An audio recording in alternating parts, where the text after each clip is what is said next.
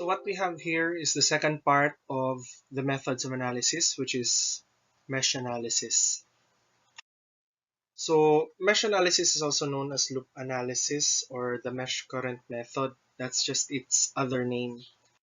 So mesh analysis is another form of solving for unknowns in an electric circuit. So unlike nodal analysis, mesh analysis can only be used in circuits that are planar. So how do you know if a circuit is planar? Take a look at our illustration here. At first glance, if you look at the illustration here, it does not look planar. So how do you define planar? Planar means that there are no overlapping elements. Okay, so you'll know that a circuit is planar if you can redraw the circuit into another representation that has no overlapping elements. Like in this case, at first glance, as I emphasized earlier, uh, it does not look planar because there are elements overlapping across other elements, such as this one. They are not connected here, but they're just merely considered overlapping. But if you redraw this circuit, you'll be able to get a planar representation of the previous circuit. So that's how you'll know if a circuit is planar. On the other hand, if a circuit is not planar, mesh analysis does not apply. So if you look at our next illustration, you cannot redraw this to become a planar circuit. Essentially, if you look at it, it looks like a 3D rendition of a rectangular prism with a diagonal across here. So in these types of circuits, mesh analysis does not apply. So what is a mesh? A mesh basically is a loop that does not contain any other loops within it. So this I1 here and I2 here are meshes.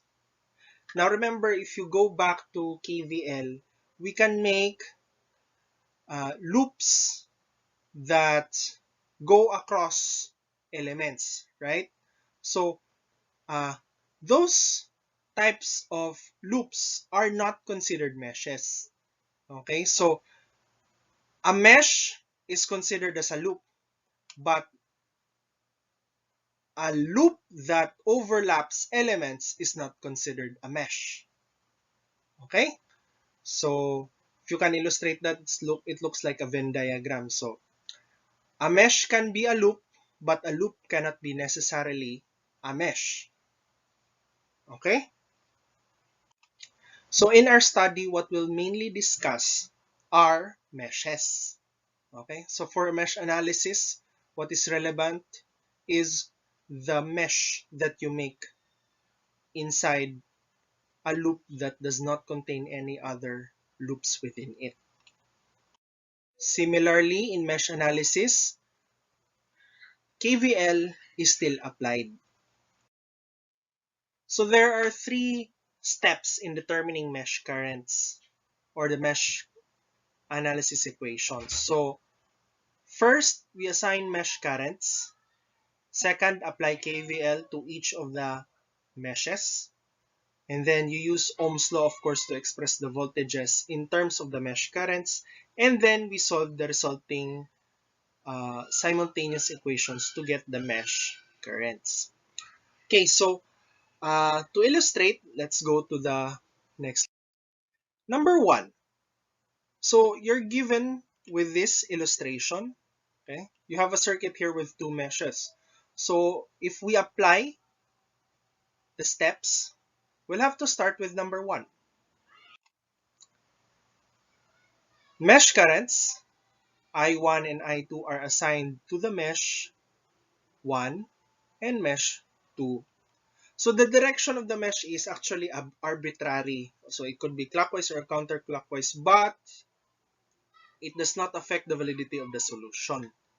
Okay, so you need to remember that you need to just pick a certain direction that you'll feel comfortable with. So in my case, I use the convention of the book, which is to turn clockwise. So in the second step is to apply KVL to each mesh. And then we solve for the mesh currents. So let's apply step 2. Using KVL with the given meshes or the mesh currents, we get this formula. So I1 here, the mesh current I1, so is multiplied with the summation of the resistors within it. So you have R1 plus R3 times I1. Now you'll deduct from it the element that it shares with another mesh. In this case, you have minus I2 times the element that is shared between the meshes minus the voltage source, if any. So now remember, with KVL in mind, the reason why this voltage source here is negative is because the mesh enters the lower potential of the voltage source. Then you equate that to 0 in order for you to have your first KVL equation. So now you go to the second KVL equation. So you have the mesh current I2. So you have R2 plus R3 minus the element that it shares with another mesh. So in this case, this is I1 times R3. So negative minus. Now, the reason why it is positive V2, the voltage source, is because the mesh current enters in the higher potential of the voltage source. So now you've gotten two equations. So now, as always, we simplify for matrix form. And as you have noticed, by simplifying these whole values, remember that if these are already filled with values, these are usually whole numbers if it is an independent uh, voltage source or independent source. So we move this to the other side of the vinculum or the equal sign. So by moving it to the other side, we get these values. Okay? So we get this so that you won't get lost in the translation. So now, uh, the currents across the elements now can be determined by the following. So I1, I2, and I3. Okay, so I1, the current I1, that is the current going through or going through R1 is equivalent to the mesh current I1. The current passing through R2 is equal to the mesh current I2. And the current I3, the current passing through the R3 is now composed of the difference between the mesh currents. So the answer here, or the current I3 here, should be equal to I1 minus I2. Now, why is that so? If you notice here, I1 is the current that goes with the same flow or the same direction as I3. This, okay? Now, I2 here, on the other hand, is the mesh current that opposes I3. That is why it has a negative sign. So in mesh analysis, it is important that you be consistent in your directions. Otherwise, your answers would be wrong. So let's go to practice problems. So in this circuit that we are given here, we're tasked to look for the branch currents, the currents passing through each of the element or each of the branches using mesh analysis.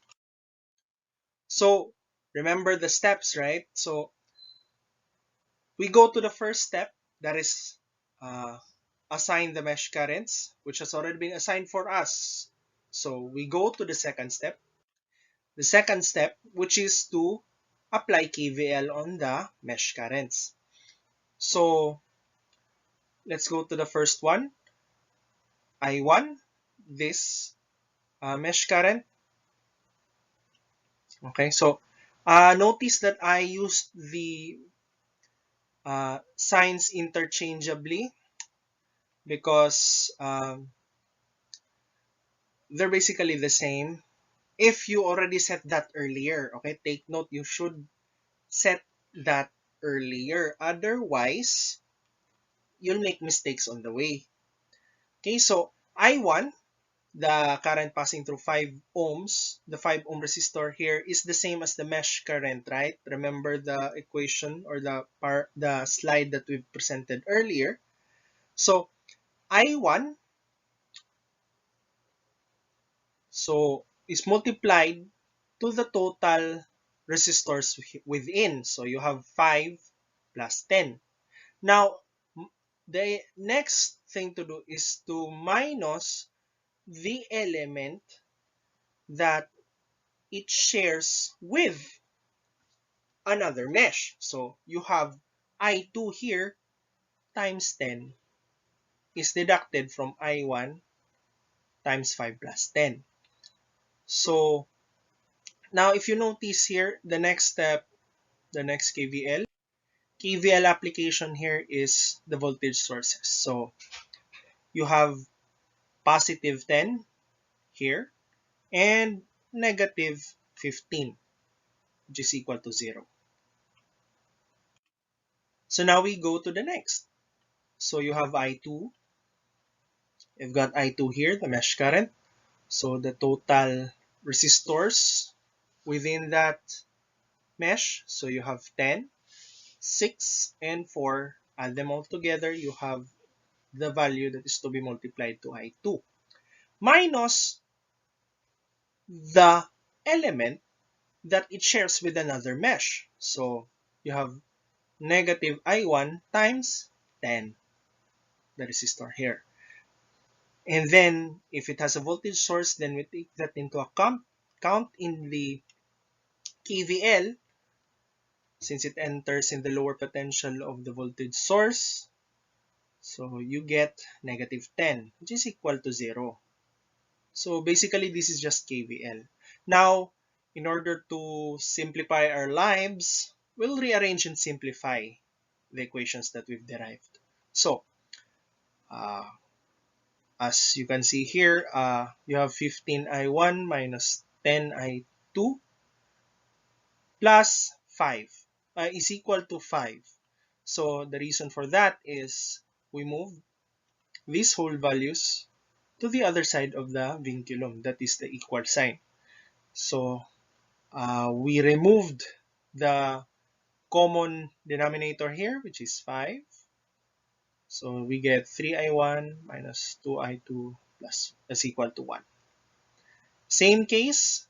So we we have negative 10i1 plus 20i2 is equal to 10.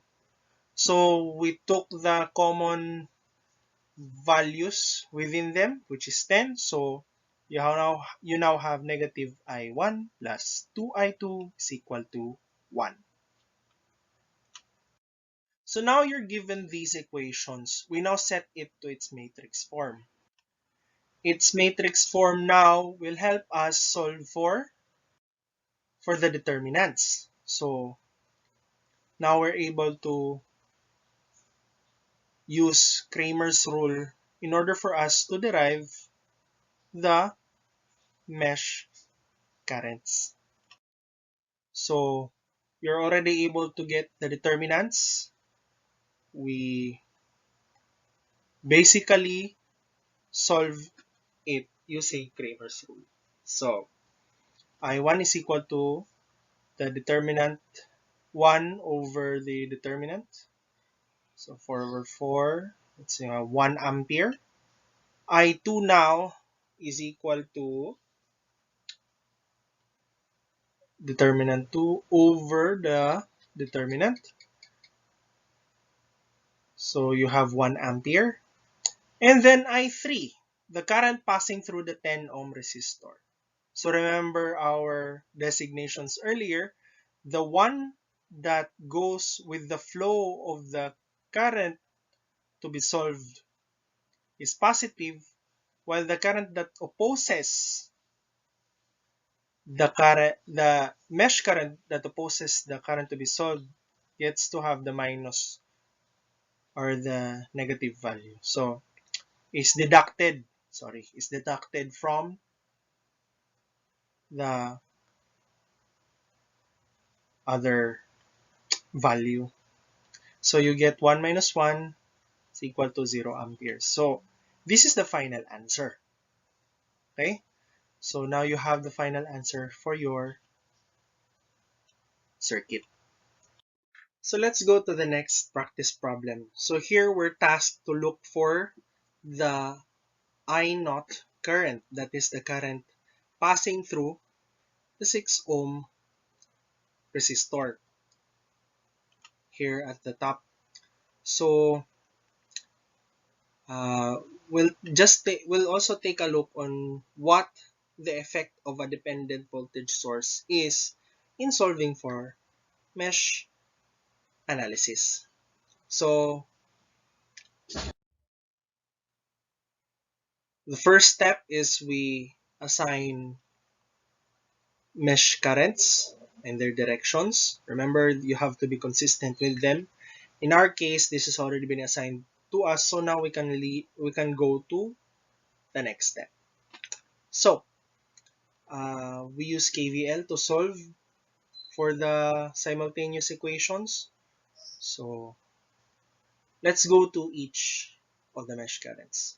So you have I1 is multiplied to 4 plus 2 ohms. So minus the elements that are in common with other meshes. So in this case, you have minus I2 times 2 and minus 4i3 minus 16 now here because the voltage source, the mesh current enters the voltage source through its lower potential. So that's your first equation. Second equation, we go to the second mesh. So you have I2, so 2 plus 8 minus the other elements that are in common with other meshes. So you have minus 2i1 minus 8i3 minus the voltage source, in this case the dependent voltage source of 10i naught. Okay, so that's your KVL. And that's for the second equation. Now you go to the third equation for the third mesh. So the third mesh equation, it goes, so you have I3 times 4 plus 6 plus 8 minus the meshes that are in common with other, no, sorry, the elements that are in common with other meshes. So in common with other meshes, these are the 4 ohms and the 8 ohm resistor. So minus 4i1 and minus 8i2. Okay, so that's for your third equation. So now we rearrange and simplify. And we do know from our previous examples that uh, where an element only has a singular mesh passing through it, or a singular mesh current passing through it, it is safe to say that the current passing through it is equal to the mesh current that is being solved. So in this, and because of that, we're able to use this equation wherein the I naught is equal to I3. So basically we're looking for I3 here. So now we have these equations simplified from what we have derived here up top. So we simplify, we get the common denominator, which is 2. So you have 3i1 minus I2 minus 2i3 is equal to 8. Now to clarify, 16 here is transferred from here. Okay, so this was transferred to the other side of the vinculum. That's why you have this equation. So rearrange the second equation such that you have I1, I2, I3 in tandem. So you have negative 2i1 plus 10i2 minus 8i3 minus 10i3. So now the reason why this is 10i3 is because of this. Okay, so remember this is the dependent voltage source.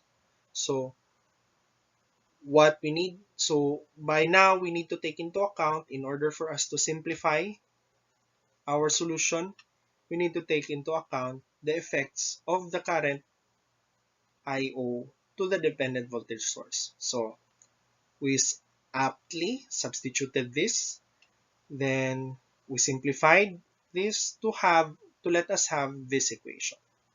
So you have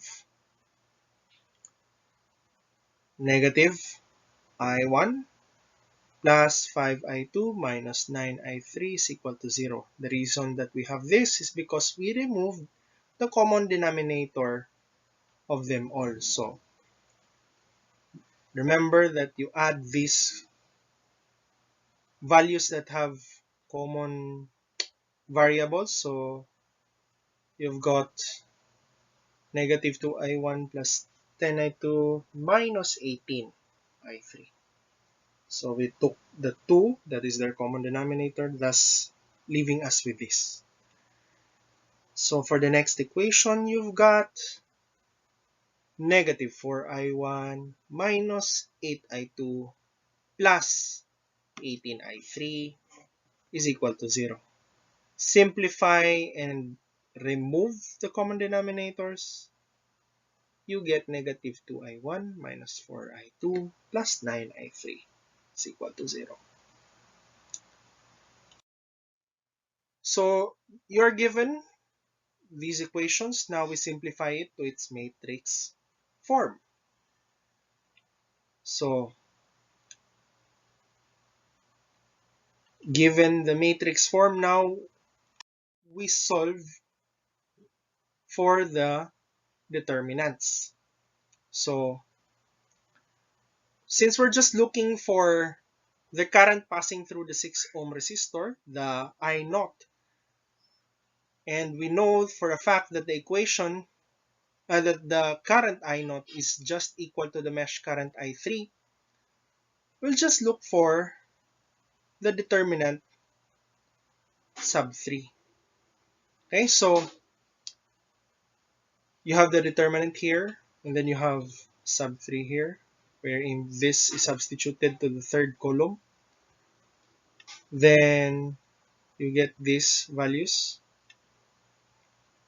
That would allow us now to get I0, which is equal to I3, and which is equal to the determinant sub 3 over the determinant, which is equal now to negative 4 amperes. Okay pa? Alright, so let's proceed. So now we'll tackle mesh analysis with current sources. So in the previous slides, we've only tackled with circuits that have voltage sources. So now we'll try to examine what will be the effect if you put a current source in that circuit. How would the analysis differ?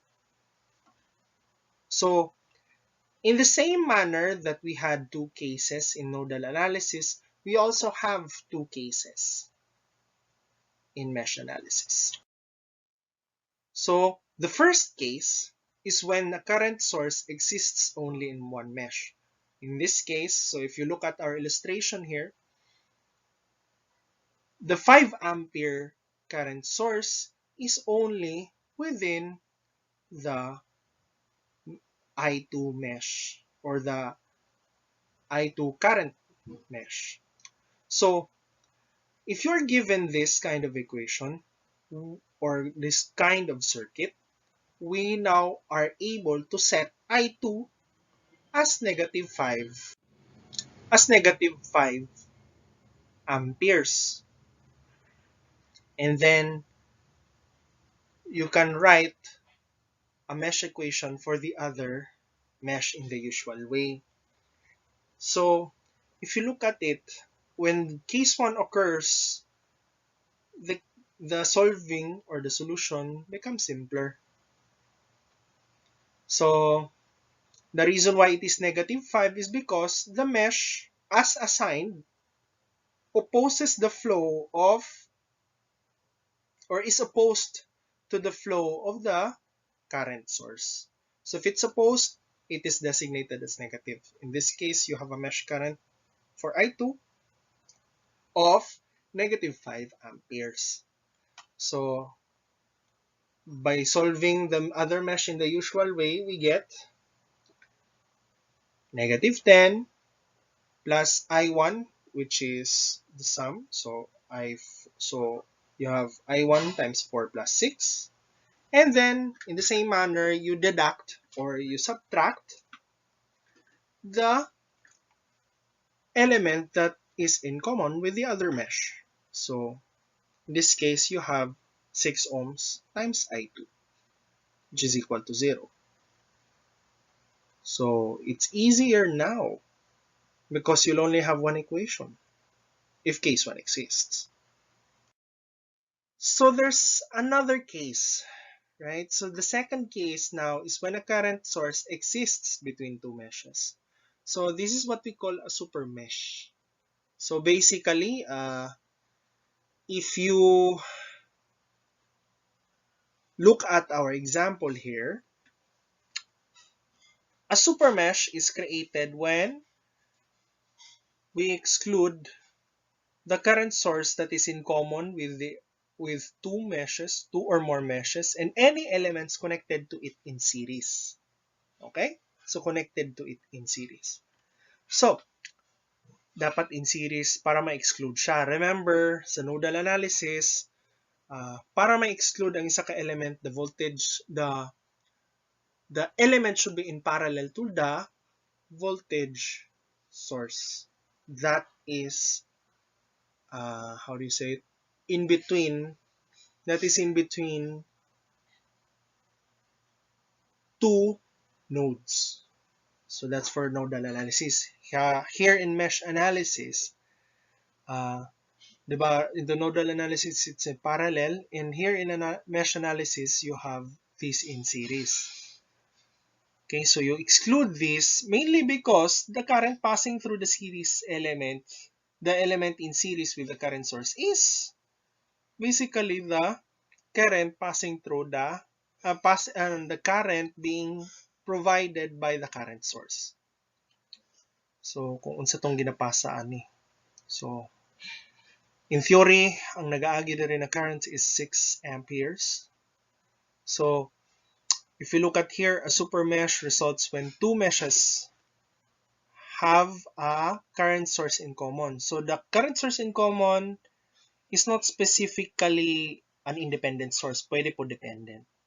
So, you have two meshes that have a current source in common, and the super mesh is created by excluding the current source. So, you how do you say it? Dili nimo siya i-include sa analysis usa. Yes, dili mo siya i-include sa analysis. Now, later on you'll see in our examples na kung kintay duha sila ka two or more sila ka mo super mesh that intersect, bale mga ano sila mga current sources. Duha sila, two or more current sources that intersect. They should be combined to form one super mesh. So, in our analysis, kung makita ninyo, 'di ba? This is the equation, the circuit that is given. Pero pag mag-analyze ta later on, kani atong gamiton.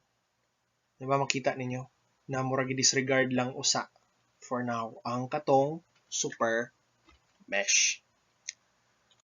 So, why treat a super mesh differently? Okay, remember mesh analysis applies KVL. You need to understand that the super mesh, that is this letter B here, applies or must satisfy KVL like any other mesh. Okay? So, it must satisfy KVL. So, if you look at our equation here, you can see how this goes. KVL with KVL. So, negative 20 plus I16 plus I2. Tanaw ha? I2 gihapon. I2 times 10 plus 4 is equal to 0. So, you simplify it, and by doing so, we're able to get 3I1 plus 7I2 is equal to 10. Okay? So, KCL, on the other hand, is applied to a node in the branch where the two meshes intersect. Okay, so in this case, KCL is applied in the branch that wherein two meshes intersect. So, KCL daw is applied. I've just taught you earlier kung unsaon ni siya pagsulbad using ang kanang murag general lang na inato nga rule of thumb. How so? So, kung makita nimo,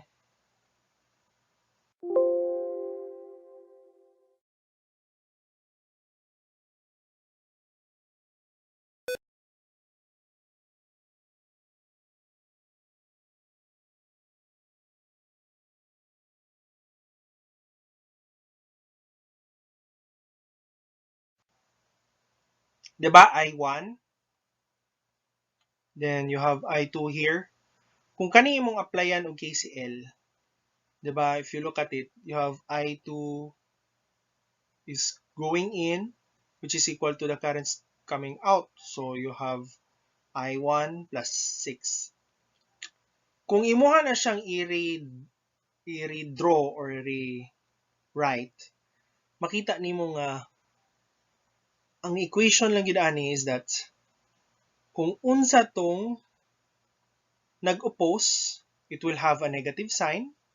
O kung unsa tong niuyon or the mesh current that follows the same direction as the flow of the current source, you get a positive sign. So in this case, kung makita ninyo, negative I1 The I1 here is in the negative because it opposes the flow, or kumbaga ba kontra siya, or it is flowing in the opposite direction as the current source. And then I2 here is flowing with the direction of the 6 ohm current source. So this is now your equation. So that's how you derive it. So you're given now the equations, the one that you use, that you derived using KCL and KVL. So we now solve or redraw it using matrix form. We use the determinants, and then we solve for the mesh currents. Yes. So the mesh currents here are negative 3.2 amperes and 2.8 amperes. So you have to note the following properties of a super mesh. The current source in the super mesh is the one that provides the other constraint equation necessary to solve for the mesh currents. Okay, so remember that when just considering the voltage sources without any current source, you use the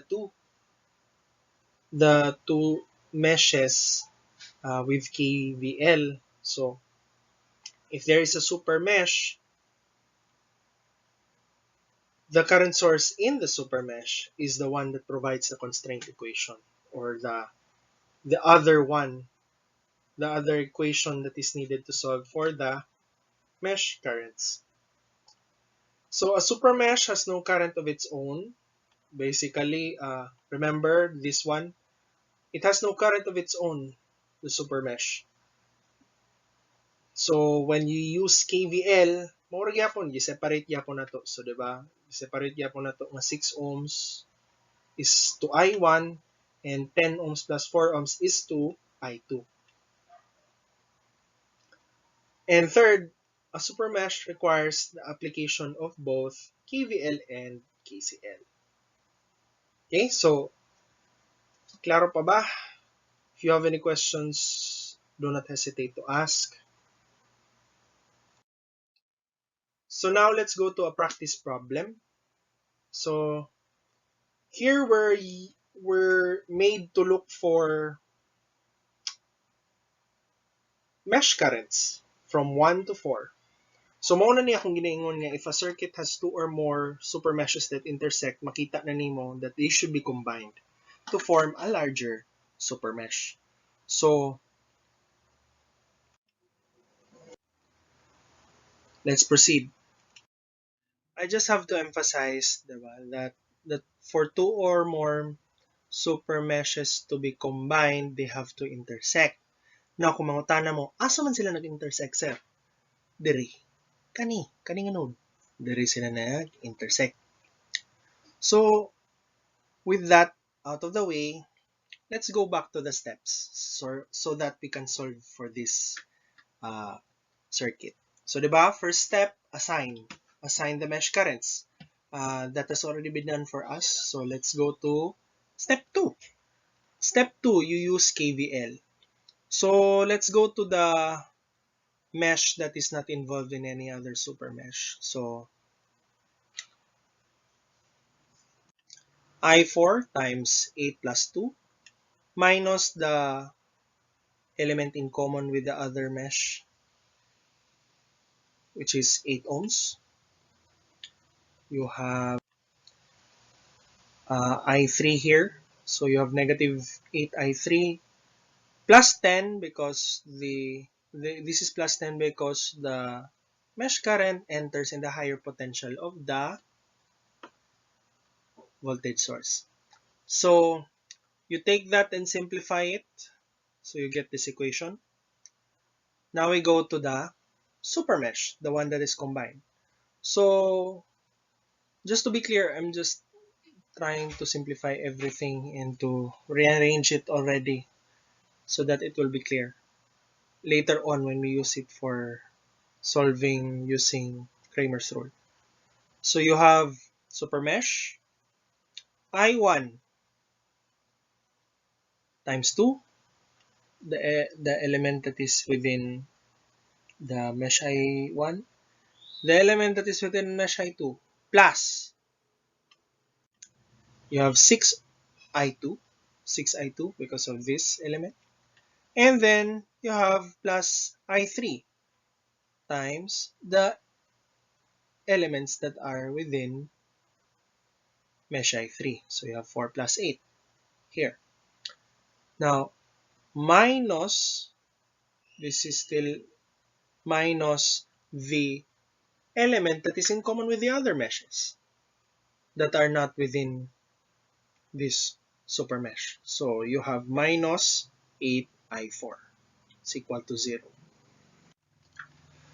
So you take that, simplify it, take out its common denominators so that you'll have its simplest form. So now we go to the KCL at the super mesh.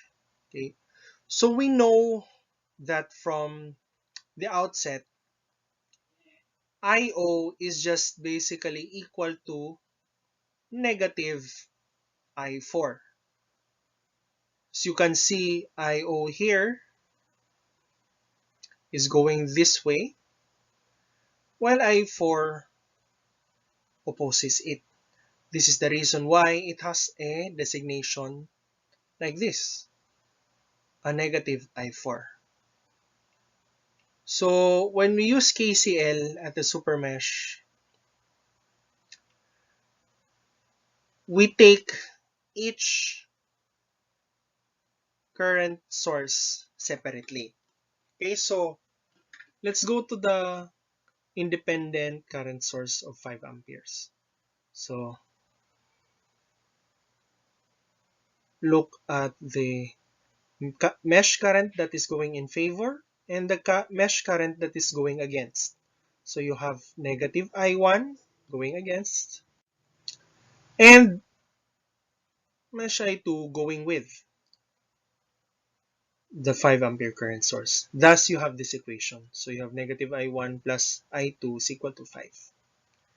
So now we go to the second, the dependent current source. So if you use the mesh, uh, if you use the KCL here, you can see that the current that is or following it or is in the same direction as it is I2, and the current opposing it or opposite its direction is I3. So in this case, you've got I2 minus I3 is equal to 3IO, the dependent source. So we know for a fact from earlier that IO is just equal to negative I4. So we substitute and then we're able to derive this equation, the third equation. So now you're given these following equations. Okay, so this one is from the KVL here. This one is from the KVL in the supermesh. This one is the KCL from the 5 ampere current source, and this is the KCL for the dependent current source. So in order for us to have a simpler time, we can reduce the number of variables that we use in order for us to solve using Cramer's rule.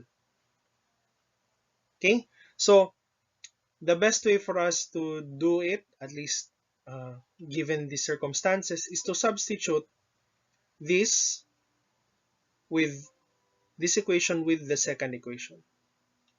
Okay, so by substituting, we eliminate I1 for now. Okay, so by substituting, we get this equation, then we simplify. So we get this equation.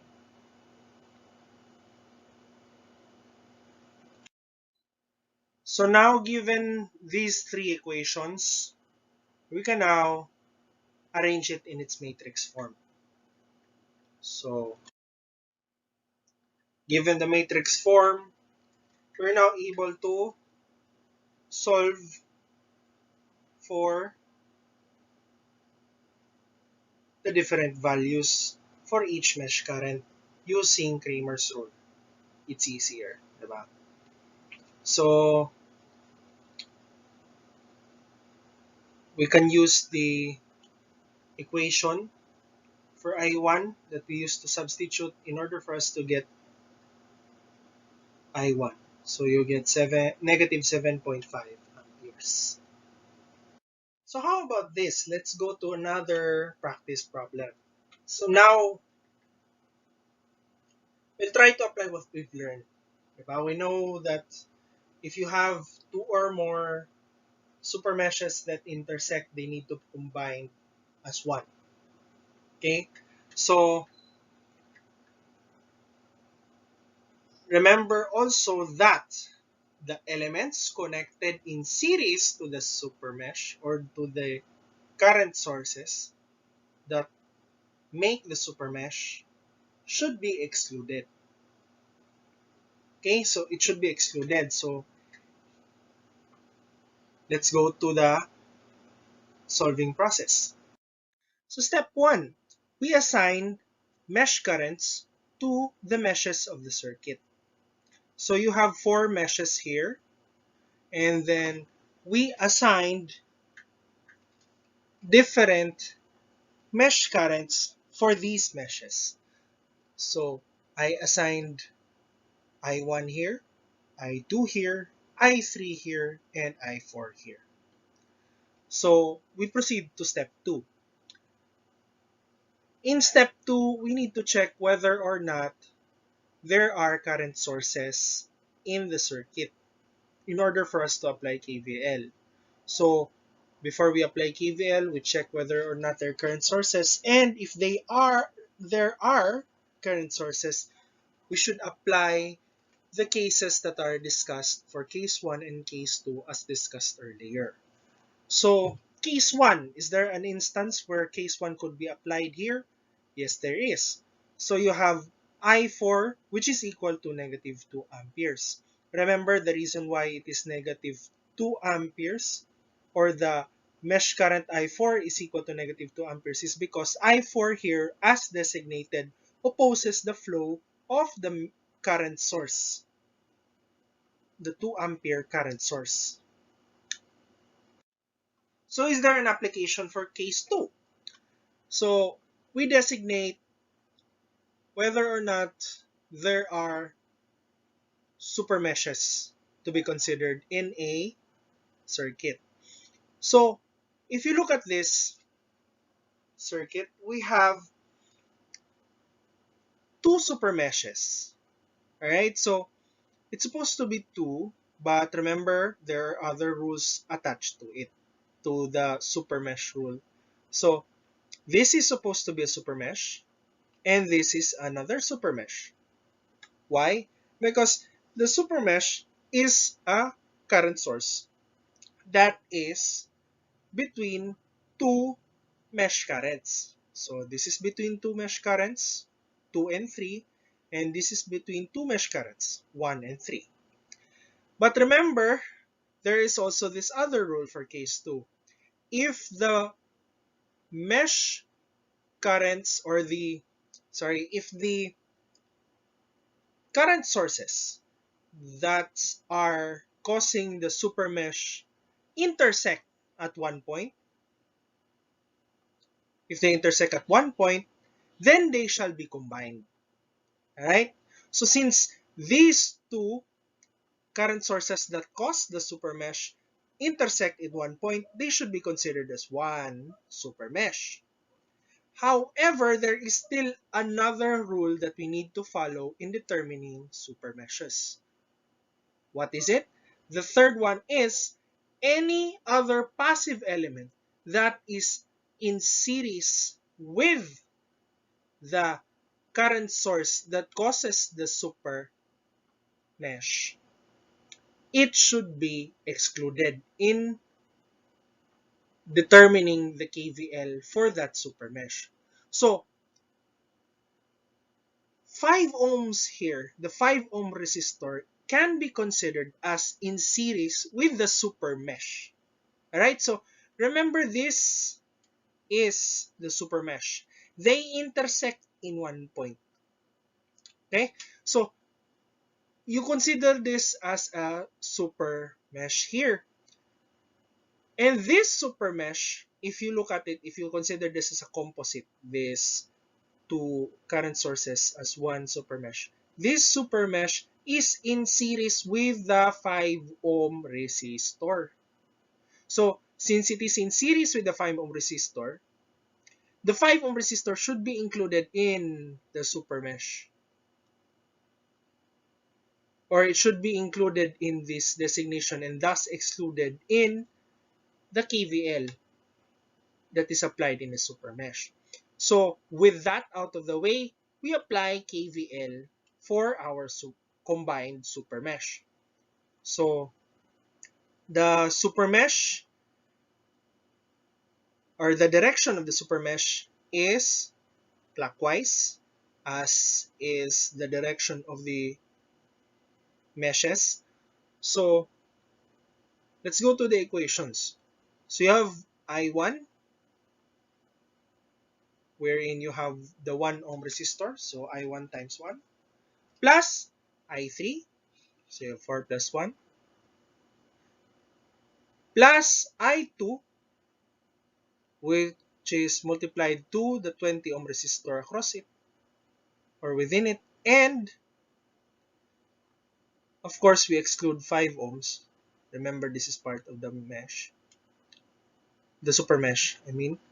And of course, we subtract the element that is in common with other meshes.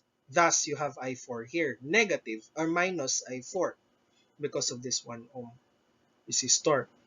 So we know for a fact that, so we have this, and then we simplify. We substitute I4 since we know what I4 is. So I4 is substituted with negative 2, then it becomes positive 2 here, then it is moved to the other side of the vinculum, or the equal sign. You get I1 plus 20 I2 plus 5 I3 is equal to negative 2. So that's your equation using KVL on the super mesh, the combined super mesh in this case, combined super meshes. So the next step is to use KCL. So KCL here is applied within the current sources in the super mesh. So let's look at the 3 ampere current source. The equation is I1 minus I3 is equal to 3 amperes because I1 follows the direction of the 3 ampere current source and I3 opposes the direction of the 3 ampere current source. So the second application of the KCL, I3 minus I2 is equal to the 2 ampere current source.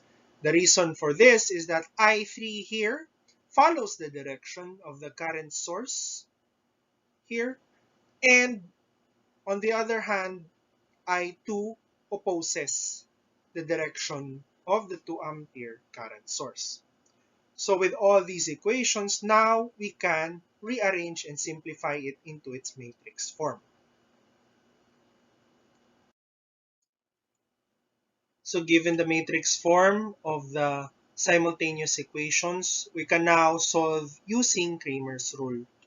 So uh, using Cramer's rule, we're able to derive the determinants.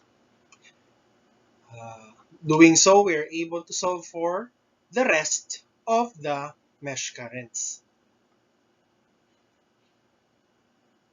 So let's go to another practice problem. As you can notice, there is no mesh currents yet assigned. It's just the plain circuit, so to speak. So let's try to go through the process again, shall we? So for the first step, assign as many mesh currents as there are meshes. So in this circuit, we have 7. So 1, 2, 3, 4, 5, 6, 7. 7 meshes. As such, there should be 7 mesh currents assigned for each. Then we go to the next step, step number 2, which is the application of KVL.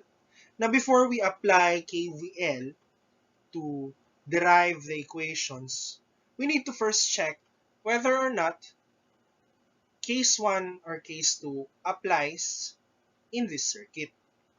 By inspection, the presence of the current sources already indicates that we should apply case 1 and case 2 as the case may be. So we look at case 1.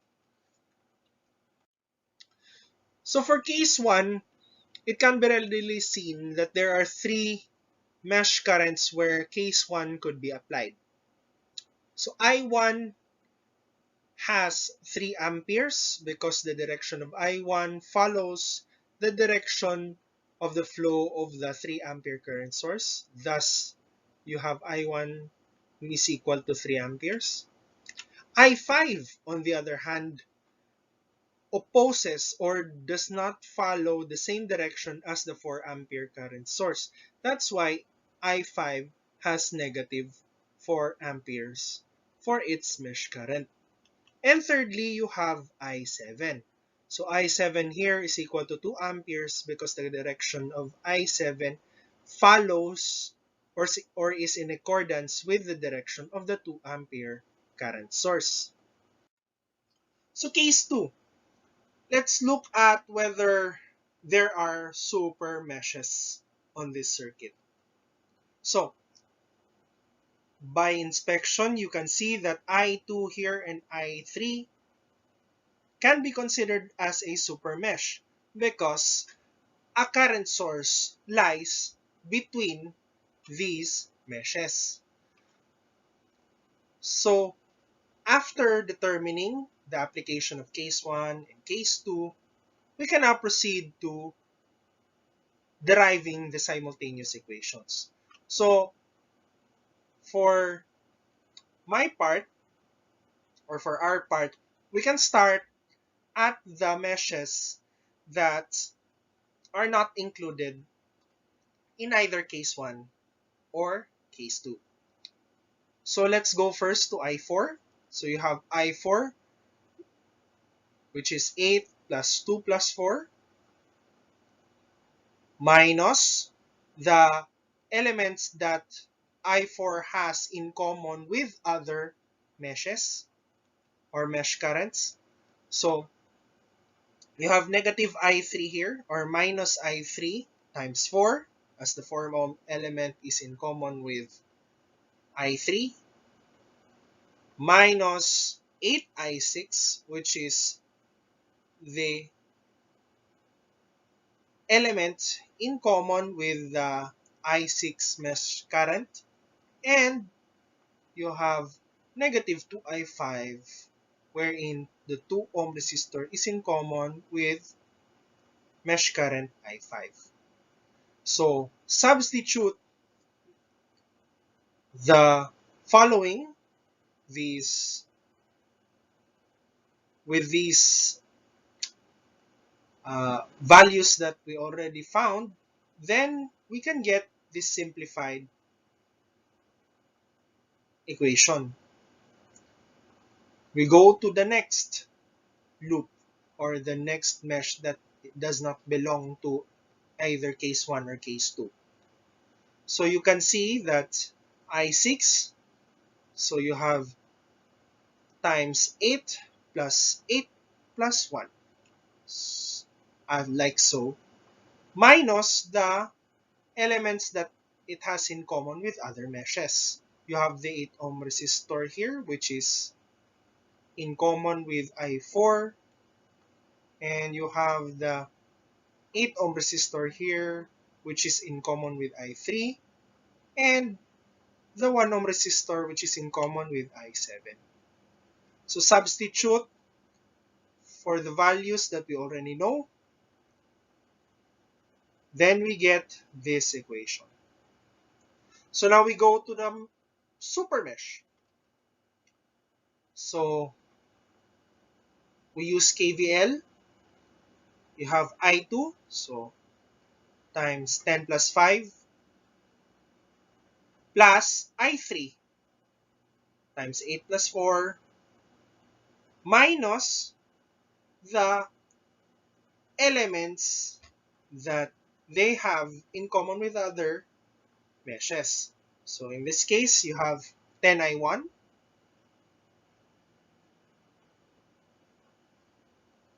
minus 4I4 and 8I6. So simplify that and substitute for the known values. We can now have this equation. For the next simultaneous equation, we apply KCL at the super mesh. So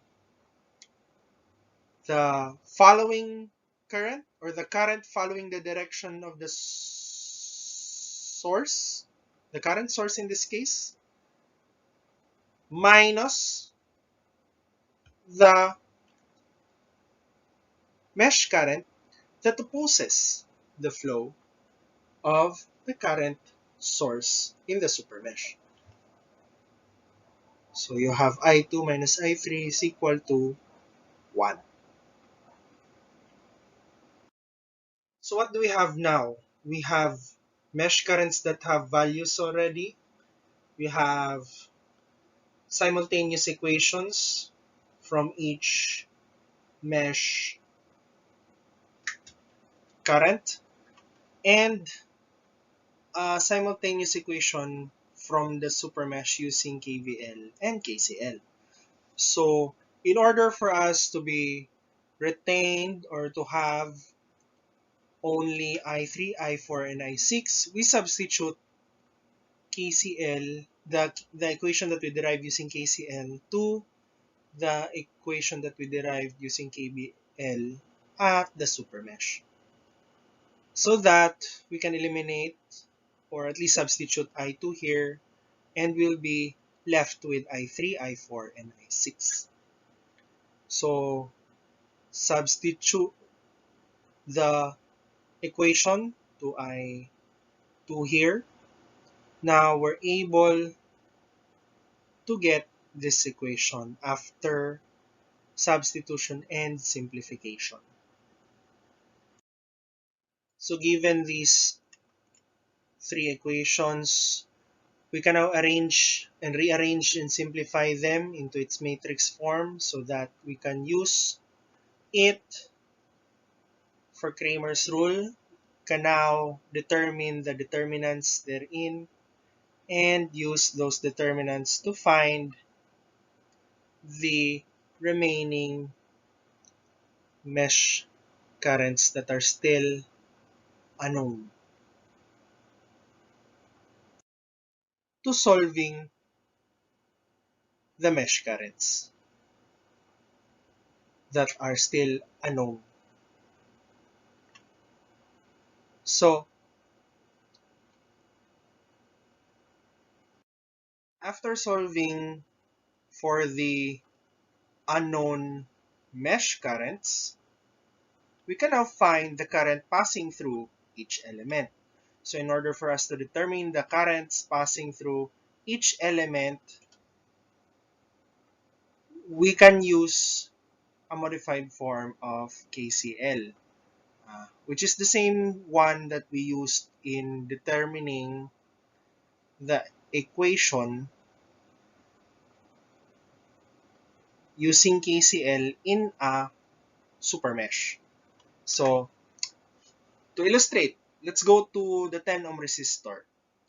So in this 10 ohm resistor, as you can see that we've already assigned different directions for the currents passing through each element. I assigned them mainly with a clockwise orientation. So you can see that if you move clockwise, this is the direction, the general direction of all the currents passing through, or the designations that I've placed in it. So you can see that it is clockwise in direction. So let's go to the 10 ohm resistor. So in order for us to know the current passing through the 10 ohm resistor itself, using the value that the mesh currents that we solved earlier have, we'll use a modified form of KCL. So the current passing through the 10 ohm resistor is equal to I1 minus I2. The reason for this is that I1 follows the general direction of the current passing, the assigned direction, take note, the assigned direction of the current passing through the 10 ohm resistor. So you have I1 here, which follows, and I2, which opposes. Thus, this equation. So you substitute with the values, you get 1.39 amperes. Now, as regards the 5 ohm resistor, upon inspection, it is clear that the only mesh current passing through it is I2, in which case it is safe to presume that the current passing through this 5 ohm resistor is equivalent to the mesh current I2, which gives us this value. Now we go to the first 8 ohm resistor. So with this designation of the current passing through it, we can get the equation I3 minus I6, because I3 follows the direction of the current assigned, while I6 opposes. In the same case for the second 8 ohm resistor, I4 follows, I6 opposes. Thus you have this equation. Same case for the 4 ohm resistor, I3 follows, I4 opposes. Thus you have this equation. For the 2 ohm resistor, this one, I4 follows, I5 opposes. Thus you have this equation. And finally, the last element, you have the 1 ohm resistor, I6 follows, and I7 opposes. Thus you have this equation. So if you have any other questions, feel free to ask. I'll always be very enthusiastic in entertaining your questions. So thank you and have a good day.